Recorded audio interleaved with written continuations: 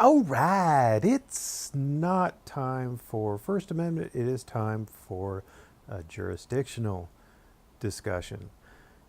In this video for Bunny Boots, there was this particular clip. Things where I'm sitting there, and next thing you know, you got some fucking doofus talking about what was it, jurisdiction. Same fucking stupid fucking story he talked in court and nearly got fucking thrown in jail for. Jurisdictions, the mention of jurisdiction sparked a lot of conversation in the chat, and it prompted this fella to write this post. And I found this to be interesting, and it seems like other people found the discussion of jurisdiction to be interesting, so I figured I'd go over it. The federal rules of civil procedure and state rules of civil procedure will all determine how a court, a civil court, will have personal and subject matter jurisdiction over the defendant and over the case. Personal jurisdiction is the court's ability to enforce its authority on the defendant. Personal jurisdiction is typically achieved by the defendant being a resident of the forum state or being served process in the forum state, or consenting to personal jurisdiction. And you can consent to it either by not knowing that the court didn't have personal jurisdiction, or by actually waiving personal jurisdiction. There's also minimum contacts and substantial business tests for if you're trying to sue a corporation or something like that. So I won't get into those. Those are really complicated. As far as subject matter jurisdiction, you cannot waive subject matter jurisdiction. Either the court has the ability to hear the case or it does not. In Alabama, for civil courts, there's small claims courts, there's district courts. Small claims courts have jurisdiction over civil matters when the amount of controversy does not exceed $3,000. District courts, they have jurisdiction over civil matters where the amount of controversy exceeds $3,000 but does not exceed $10,000. And then circuit courts have jurisdiction over civil matters when the amount of controversy exceeds $10,000. So that's subject matter jurisdiction as far as Alabama's court system is concerned. And then obviously appellate courts will be able to hear appeals from those. Now, as far as criminal jurisdiction, it's a little bit different. Criminal jurisdiction, if the court has subject matter jurisdiction, and we'll go back in here, municipal courts can deal with ordinance violations and misdemeanor offenses that occurred within the city's jurisdiction.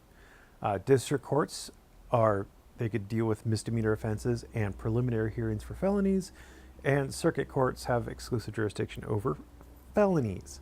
And then again, appeals courts can hear, the Court of Criminal Appeals can hear the appeals from the circuit courts. So that's subject matter jurisdiction for the courts in Alabama as far as the criminal courts are concerned. They don't really have an analog. There's no real analog to personal jurisdiction.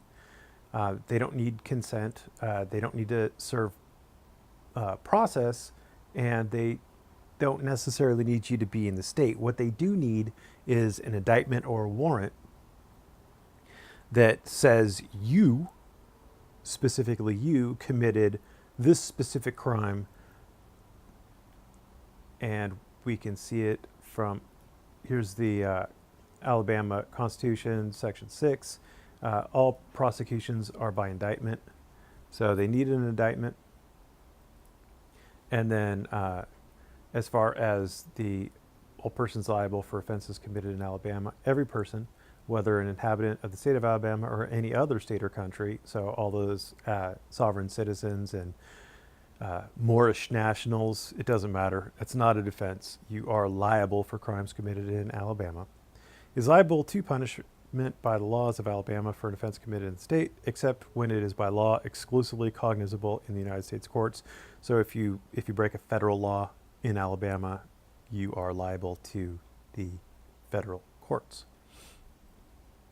So that's subject and personal, or subject matter jurisdiction and jurisdiction over the person.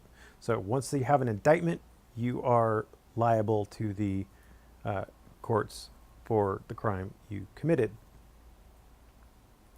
Now we're going to go to, that's like the broad overview. That's the way pretty much every state that I'm aware of deals with it. They don't always require indictment. Sometimes they require like an accusation or other different things. Anyway, but it's pretty common. I mean, that's not atypical.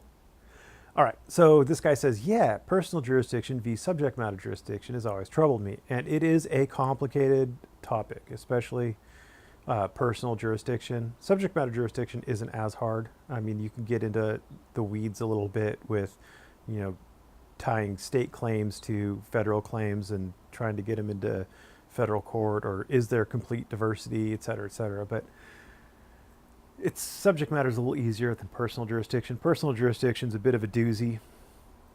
There are flow charts and stuff, especially when you start getting into like minimum contacts and substantial business tests. Anyway, so I don't blame you for not understanding it. It's tough. In fact, I remember being enraged. That's weird that he's enraged. The first time I saw the use and effect of that use of personal jurisdiction in Holloway v. Dothan City of. Now, personal jurisdiction deals with civil. I mean, you're going to see that with civil cases, civil suits. So I'm not sure what this Holloway Dothan City of is, right? I'm expecting a civil suit. The Alabama Supreme Court reversed one of its recent opinions, overturning a conviction on traffic citation because the magistrate never signed the citations. So a conviction on a traffic citation, that would be a district court. They've got jurisdiction on misdemeanor charges. So it'd be a district court, and it would be a criminal prosecution. So that's weird that personal jurisdiction is there. The Holloway Court said that a judicial determination of probable cause, probable cause is a criminal theory. There's no real probable cause analog, I guess duty, maybe, I don't know. There's no real probable cause analog in civil litigation. Only bestows upon the court jurisdiction over the person. Probable cause only bestows upon the court jurisdiction over the person. That's a weird thing to say. The indictment would give the court jurisdiction over the person, or or a warrant would give the court jurisdiction over the person. And that subject matter comes from the state's constitution and the codes of Alabama, statutory authority. Yeah, all courts are created by some combination of constitution and statute. So, yeah, that would be correct. So let's look at this Holloway v. Dothan City of, and the case, the recent opinion that it overturned. We're going to start with the decision that was overturned, and it's ex parte Dyson. This is a 1984. It was in November of 1984 Supreme Court of Alabama case. In this case, they had a new ticketing system, the Uniform Traffic Ticket and Citation. No, Traffic Ticket and Complaint. Yeah, it's like a traffic ticket and complaint. I think it was relatively new to Alabama at the time. The problem in this case was he was given the ticket. The arresting officer signed the ticket and complaint, but it wasn't sworn to and acknowledged by a judge or magistrate prior to the district court proceedings. So we have a complaint that wasn't acknowledged by oath. There was no oath, and by oath I mean like under penalty of perjury. Not that an officer would ever actually get hemmed up for perjury, because Lord knows they can't perjure themselves. But that's the theory anyway. So this guy was arrested. He was tried in the district court and found guilty and fined $200 for DUI.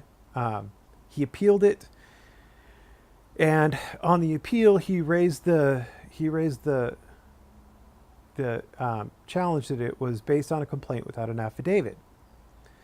And the Supreme Court went on to hold that this is from Kaiser v. State, but this is what they held, is jurisdiction of the offense and the person must concur to authorize a court of competent jurisdiction to proceed to final judgment in a criminal prosecution. To this end, a formal accusation is sufficient to apprise the defendant of the nature and cause of the accusation is a prerequisite to the jurisdiction of the offense. Irregularities in obtaining jurisdiction of the person. See, I was saying jurisdiction of the person. It's not personal jurisdiction. They tend to keep it a little. They're trying to keep it a little separated from a civil kind of personal jurisdiction discussion. Irregularities in obtaining jurisdiction of the person may be waived, but a formal accusation by indictment or authorized information or complaint supported by oath, and that was the important part, is essential to complete jurisdiction and cannot be waived. So, because the complaint wasn't supported by oath, it was waived. Or it couldn't be waived. So, this case is the City of Dothan v. Holloway. Now, he called it Holloway v. Dothan, City of. I don't know why he would call it that, but yeah. So this is the case he's talking about. This was decided in 1986. What's going on here is Betty Ruth Holloway was arrested for driving under the influence on March 5th, 1984. So she was arrested prior to this decision, which was November of 1984. So a few months prior, she was arrested. And she pled guilty for DUI. She paid $500, and lo and behold, 2 months later, she got arrested and charged with driving under the influence. Her license suspended. So apparently, the DUI suspended her license, and she pled guilty to that and paid the fine as well. So she pled guilty, paid the fine both times. These tickets, however, suffered from the same defect as the ticket in Dyson. What the officer had signed it, but the officer hadn't signed it under oath in front of a judge or magistrate. So the court is looking at this, and there's all these cases where these tickets weren't signed under oath, and I think the court had a little bit of a "this is bad" moment, and so they're looking to distinguish this really from this. So this guy, he fought it. He went to district court. He was found guilty, and he appealed. She, however, pled guilty and paid the costs. She didn't challenge it. And then her attorney or she heard about this Dyson decision, and she's like, "Oh well, now let's see if we can't get this overturned, get my money back, get my license reinstated, and all this fun stuff." So the court is looking at this, and they're trying to differentiate it. And so what do? They turn to Wolf v. McGraw, which is a civil case, not a criminal case. Now, remember, traffic tickets and stuff, they're criminal. They go to a district court. You have to have the indictment supported by oath, etc. But they turn to a civil case, and I think they do it for a big reason. But let's read what they pull out of this civil case. Jurisdiction in personal actions depends on two elements: the subject matter to be adjudged and the presence in court of the parties whose rights are to be affected by the judgment. In respect of subject matter, the court acquires jurisdiction by the act of its creation. That would be the statutes and Constitution. It is inherent in the Constitution of the court. The other element it acquires by its own act, by the process properly issued and served, or by voluntary appearance of the defendant. Now, process is service of process. Voluntary appearance would be consent, which doesn't have it's there. it doesn't really work. But the court turns to this, and they turn to it because the voluntary appearance by the defendant, the consent to jurisdiction, the waiver of personal jurisdiction. And they use this to prevent the people who have pled guilty and just paid the ticket from having a real leg to stand on. They say, okay, the court still needs subject matter jurisdiction, and that's great, but if the person waives the jurisdiction over them, the indictment that's supported by a complaint, or the complaint that's supported by an oath, the indictment that's supported by oath, if they waive that, then they no longer have a challenge to it. So this is weird. Like you don't see other states talking about personal jurisdiction in their criminal cases. So that's really weird, and it caused problems. It caused problems. So we're going to go to Holyfield. This is 4 years later, again, Supreme Court of Alabama. And let's see, I'm looking for a better example. Here we go. All right, so we're looking for a better example. Here we go. So this case right here, Holyfield, is a civil case. And here they are, they're bringing up jurisdiction. They're bringing up two criminal cases to talk about jurisdiction. A better example of the application of the test of jurisdiction could hardly be found than in the two cases of ex parte Dyson and City of Dothan v. Holloway. The Dison Court, employing the two-step analysis, and remember the two-step analysis was the court needs the jurisdiction, and they also need a complaint supported by oath. Applying two-step analysis voided the criminal convictions at issue there. The Holloway Court, reexamining and overruling Dyson, abandoned the second step of the analysis, thus paving the way for the application of the doctrine of waiver with respect to defects in the charging instrument. So you no longer need to have the indictment supported by oath. You need an indictment, but it doesn't have to be supported by oath. And the jurisdiction, remember the jurisdiction came from the Constitution. The Constitution says there needs to be an indictment, but now it no longer needs to be supported by oath.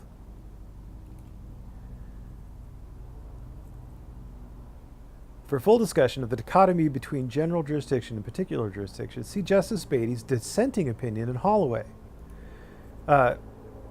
So we're going to look at the dissenting opinion in Holloway. And we're not actually going to go over it because you'll see why.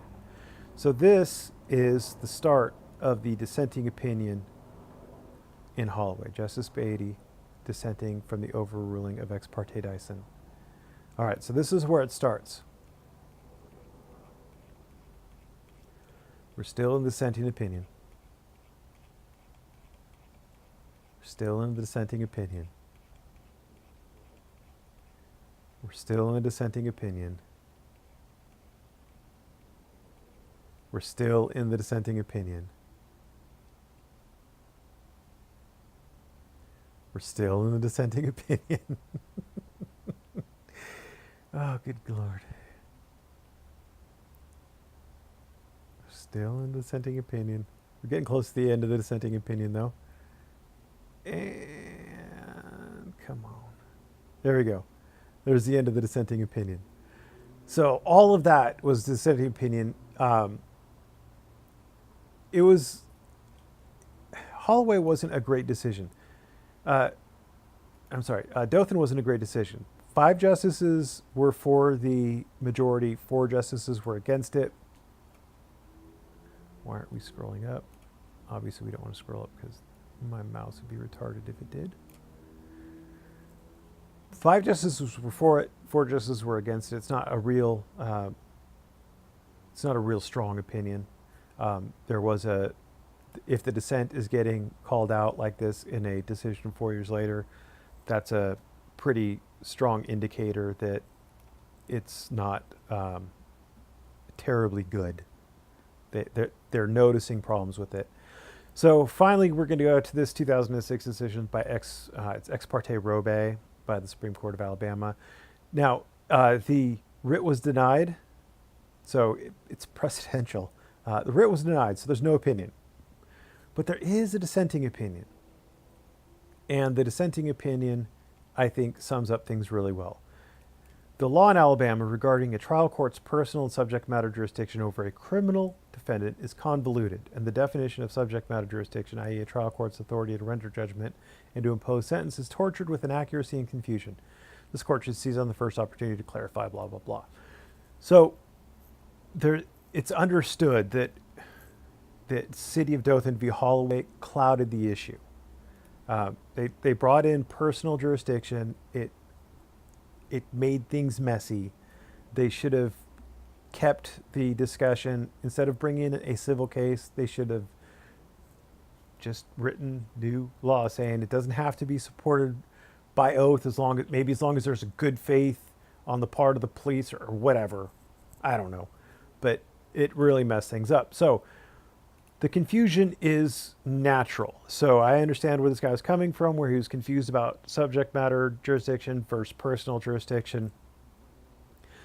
But we're going to go on. So he goes on to say, subject matter jurisdiction being a substantive due process right, which must be knowingly waived in an intentional and voluntary manner. That is a weird statement, and it's wrong. So if he just said subject matter must be knowingly waived in an intentional and voluntary manner, that is a completely completely wrong statement. You cannot waive subject matter jurisdiction, period. Can't do it. In a civil case, you can't do it. In a criminal case, you can't do it. What Alabama held in City of Dothan is that the indictment is fine, and the supporting oath is kind of optional. But they still need the indictment. The indictment is what gives them the jurisdiction, the subject matter jurisdiction. Now, as far as substantive due process rights is a limited area of the law. It's things like the right to get married. That's a substantive due process right. The right to have kids is a substantive due process right. The right to live with your family members is a substantive due process right. So subject matter jurisdiction is not a substantive due process right. It's not a right. Subject matter jurisdiction is literally the ability of the court to hear the case or controversy in front of it. If it doesn't have subject matter jurisdiction, it can't hear it. It's not your right. It's the ability of the court to hear the case. Then he goes on to say personal jurisdiction being a procedural due process right, which is assumed waived by any failure to properly assert. He's more correct on this because personal jurisdiction is assumed waived if you don't object to it. But it's not a procedural due process right. That a procedural due process right, it's a term of art.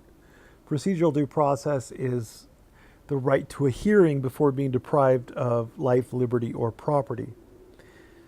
So you can't be incarcerated in prison without a trial. You can't be confined to a mental institution without a hearing. You can't have your property taken from you without a hearing or a trial. You can't have so there's some things that property rights are kind of weird because if you have a disability claim, you file disability and you're getting disability payments, you don't have a property right in disability. And if the agency that is paying for your disability decides that they think maybe you're faking it, like you're claiming a back injury, and they think that you're faking it, they can't just take your disability payments away. They have to hire an investigator to figure it out. Then they have to have a hearing where they look at the evidence and see if you are, abusing the system, and then they can take away your disability benefits. So, like, disability benefits are a property right. There's I think public education is a property right. You can't be expelled from school without some sort of a hearing. So, procedural due process right, it's personal jurisdiction isn't a procedural due process right. It is because personal jurisdiction is part of the civil. It's like if you get a civil suit, there's no due process implicated in a civil lawsuit. I don't know what he's going for there. Anyway, we're going to continue. Note the distinction between the two, between subject matter jurisdiction and personal jurisdiction, I'm assuming, is why having an appointed attorneys or retained attorneys is important in determining the voluntariness of certain waivers. I don't know why he thinks that having an appointed attorney or retained attorney is somehow influenced by subject matter jurisdiction and personal jurisdiction. You get appointed an attorney if you can't afford one. I think that's the Gideon v. Wainwright decision. If you can't afford one, one will be appointed for you. You have the right to that attorney at specific stages of the criminal trial. It's only for criminal trials. You don't get an appointed attorney for civil litigation. Retained attorneys, if you can afford an attorney, then you have to retain one or go pro se, I guess. But neither of these two determine the voluntariness of certain waivers. I don't know why. I don't know what he's going for there. An appointed attorney is an agent of the judge or court, but retained attorneys are an agent of the person who retained them. All attorneys are agents of their client. They are representing their client. They're not representing the court. They do owe duties to the court, duty of candor, duty not to waste the court's time, or to abuse any like not to abuse discovery, things like that. But they are agents of their client, and their primary duty is to represent their client. They owe duty of competence, confidentiality, all these other duties to the client. And only the client can determine whether or not the client will waive some of the protections. Like the client can waive attorney-client privilege, the attorney can't.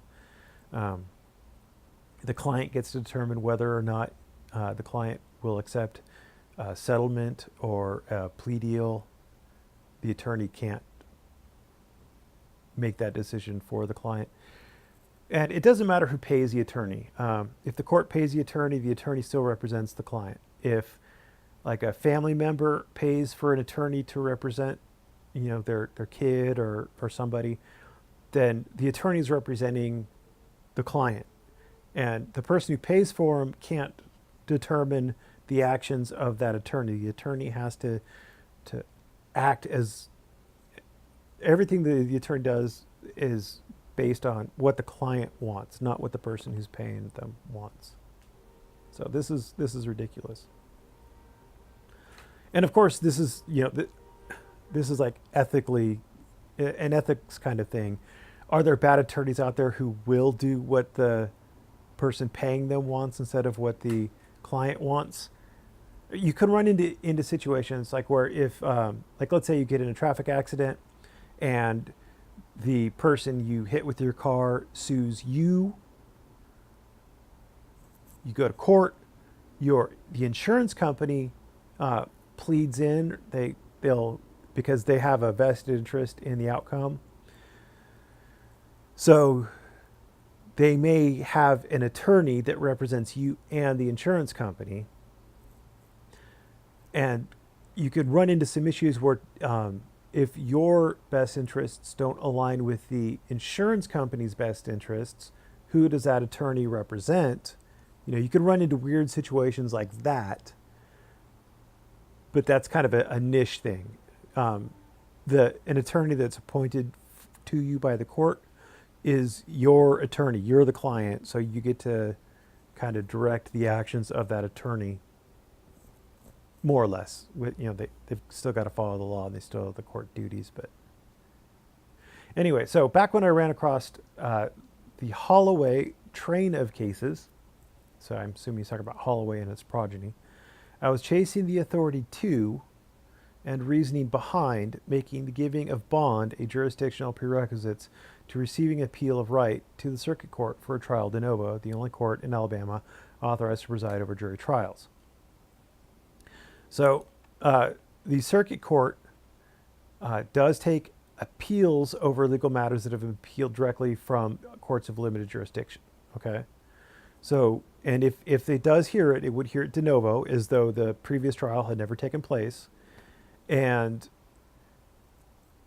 you do have to pay a bond in certain circumstances. So if it's from a tax issue, there's various different statutes. But if it's from a tax issue, you have to pay a supersedis bond. It says it in here somewhere. I'm not going to find it. And shall file bond to be filed and approved by the clerk of the circuit court, conditioned to pay all costs, and the taxpayer or the state shall have the right to demand trial by jury by filing a written demand within 10 days after the appeal is taken. When an appeal is taken, the taxpayer shall pay the taxes due as fixed for assessment for the preceding tax year before the same becomes delinquent, blah, blah. So he's looking for the reasoning behind why they would require a bond. Well, here's why they would require a bond in something like this. If they're going to owe all these taxes and they end up spending all that money on attorneys, then there's no money to pay the taxes. So it makes sense for the state to say, well, you've already lost at the circuit court. So there's a really strong presumption that you're gonna have to pay these. So you need to give us a bond, and then if you win on the appeals case, you can have it back. But you might just be wasting our time and money and your money, and we'll never see it again. As far as criminal cases are concerned, I think this is probably what he was looking for, because he did end up on Holloway, which would be a criminal case. You do perfecting the appeal. That means getting the jurisdiction right for the appeal. You got to fill out all the paperwork, etc. An appeal from a municipal court or the district court for a trial de novo in the circuit court shall be perfected by the timely filing of a written notice of appeal and the posting of a new bond in the amount fixed by the municipal court or district judge. Condition on the defendant's appearance before the circuit court, as well as the payment of all costs incurred in the municipal or district court and on appeal in the circuit court. So you've already lost. You want a new trial. Just like before you went to the initial trial at the municipal or district court, you may have had to pay a bond, to remain free, to be out on bond. You may have to pay it here too. But you don't have to necessarily, because it says, provided, however, that the court may authorize the defendant's release on the defendant's personal recognizance without any undertaking related to or deposit of security in lieu of an appearance and cost bond. So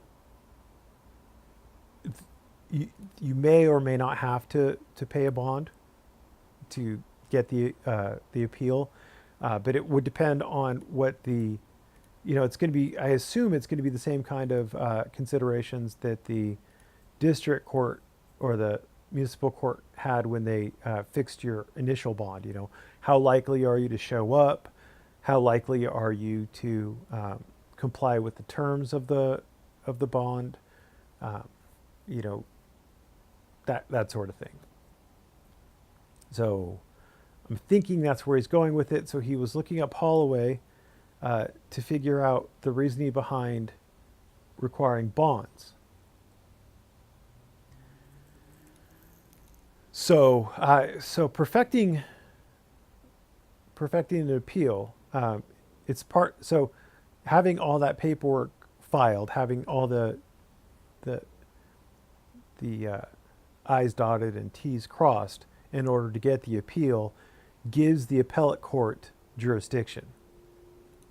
So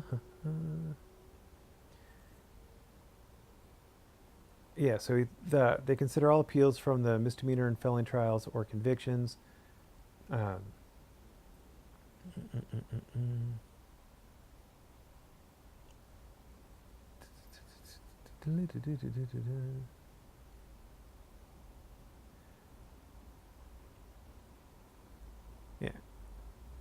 There's a case that I read. It's Lumpkin v. Alabama, where the Supreme Court in 2014, Supreme Court of Alabama, held that a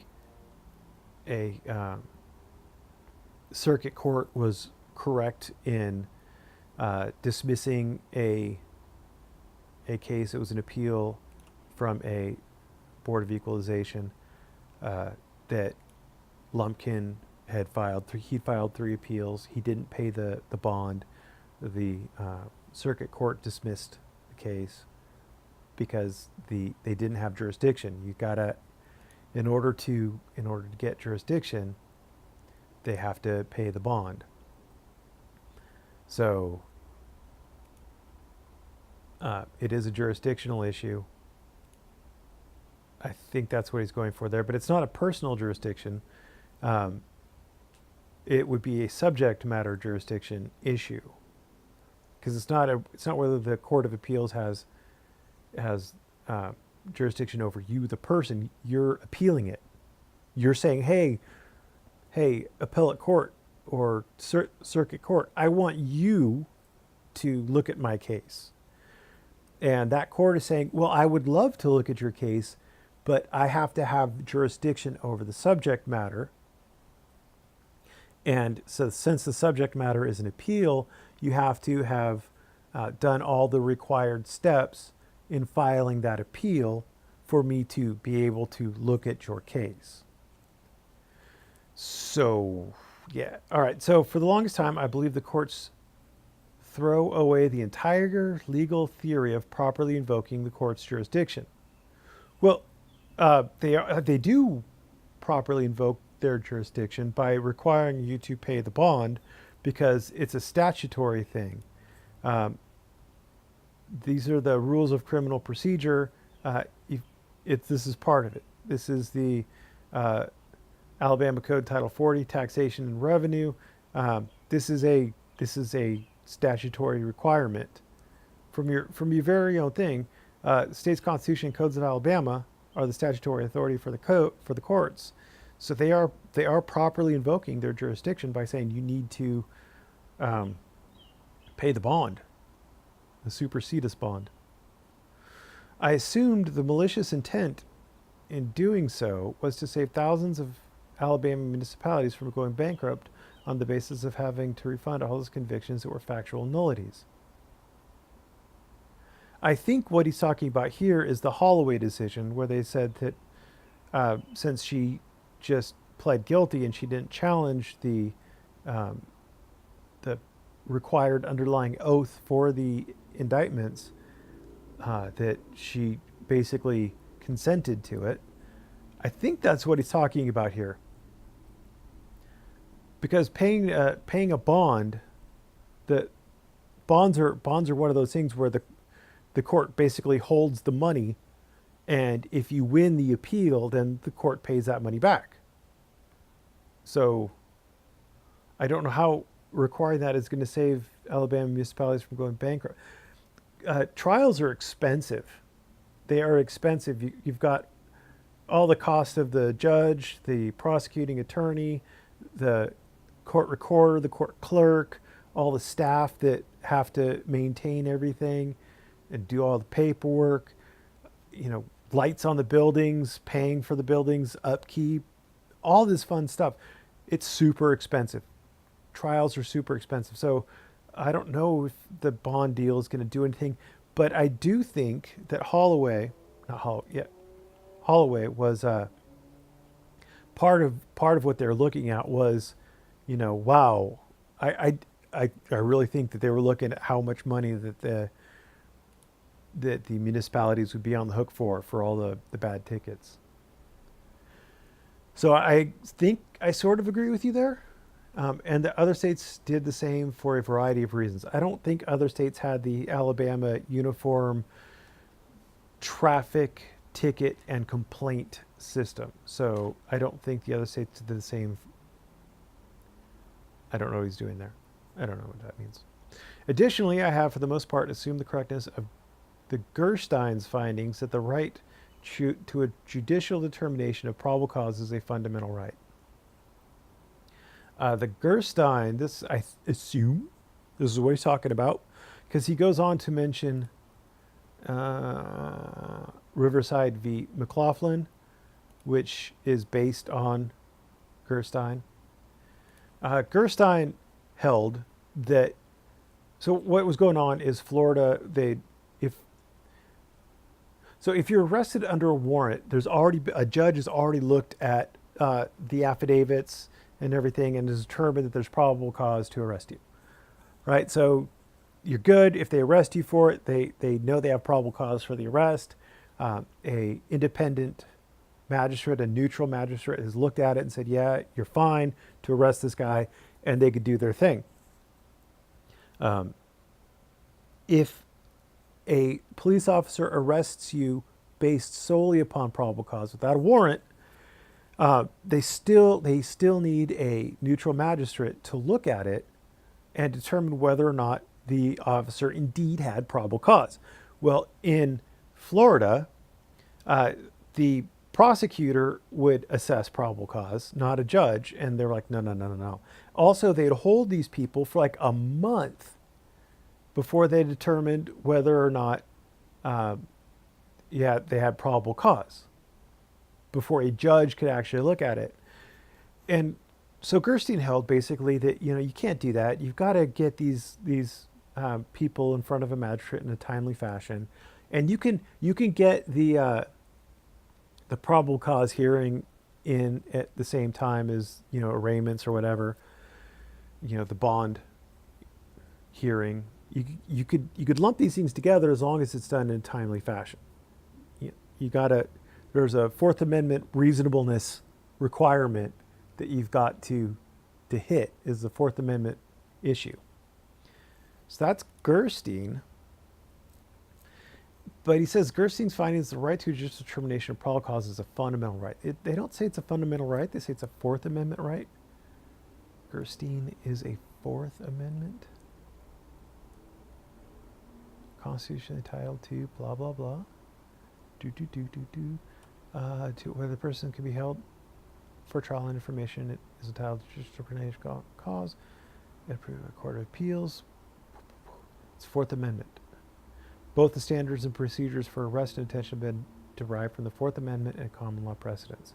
The standard for arrest is probable cause, defined in terms of facts and circumstances sufficient to warrant a man to believe that the suspect had committed or was committing an offense.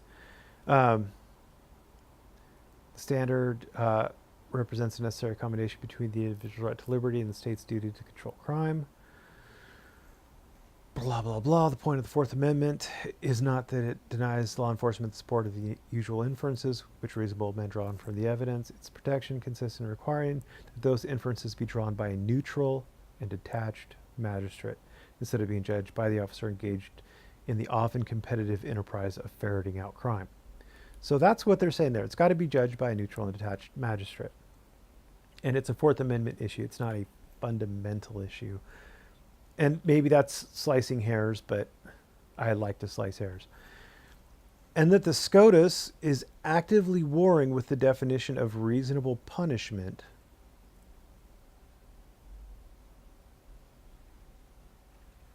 Reasonable punishment. I don't know what he means by that. Cruel and unusual punishment's a deal. Being arrested is not considered punishment. I know it's terrible, and I don't wish being arrested on anybody. But it's not punishment to be arrested. It's technically not punishment. You're just being held for a trial. After the trial, if you're sentenced to whatever, that is the punishment. By not attaching jeopardy when a Gerstein violation. So attaching jeopardy attaches at once you've gone through to the sentencing portion of a trial. And everybody's heard of double jeopardy, not the game show. Double jeopardy, you can't be tried twice for the same crime, which includes like lesser included offenses. So you can't be convicted of, like, if you're tried for if you're tried for robbery and you're acquitted, you're found not guilty, then you can't be tried for armed robbery afterwards, because you can't have an armed robbery without a robbery. You know what I mean? So that's like double. That's kind of a double jeopardy thing. So attaching jeopardy when a Gerstein violation appears intentional. So if they hold you for too long, he says that jeopardy should attach. But there's been no judicial determination of whether or not you committed a crime. They've just held you without giving you a probable cause hearing, which is terrible. And I'm not suggesting that anybody should get held for extended periods without a judicial hearing. But attaching jeopardy doesn't make sense because there's been no judicial determination of guilt. When it appears intentional by the use of the 3 unlawful delays listed in Riverside v. McLaughlin. There are no 3 unlawful delays listed in the Riverside v. McLaughlin decision.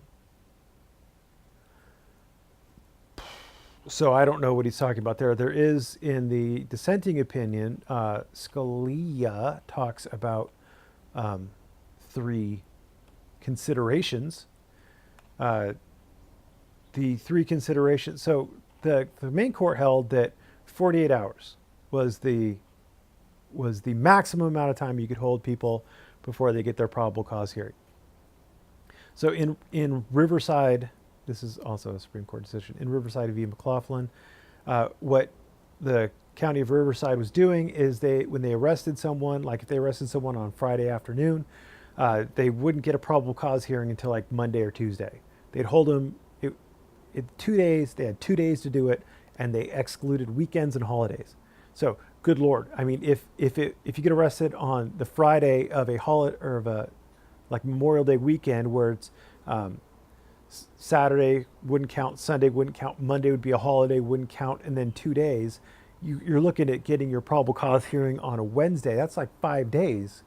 I mean, or what about like if you get arrested on the night before Thanksgiving, you know, the Wednesday before Thanksgiving, Thanksgiving's on Thursday, then Friday is going to be off because they all take Friday off. So, I mean, maybe a week without a probable cause hearing. Anyway, I'm digressing.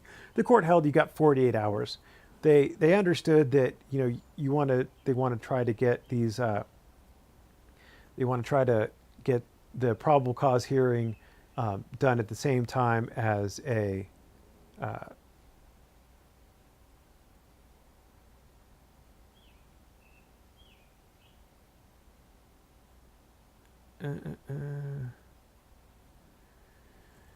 probable cause determines with a pretrial. There you go. I guess it was just other miscellaneous other pretrial proceedings. It wasn't a specific one. Anyway, so Scalia said that it should be 24 hours. He said that like the third portion of his particular consideration was like, yeah, it's fine if they want to combine these things, but we shouldn't drag it out just because the state wants to combine the probable cause with other pretrial proceedings. So he thought it should be 24 hours, and that's it. You know, if you can't get both things combined in 24 hours, do the probable cause hearing, and then you can have all the time in the world to do the other pretrial proceedings. Well, not all the time in the world. You know what I mean. So that's what's going on there. So I don't know what he means by 3 unlawful delays in Riverside v. McLaughlin if he's not talking about Scalia's dissent. So I hope you found it informative. I know I rambled quite a bit, but this was a bit of a rambly comment that I was responding to. And have a great day.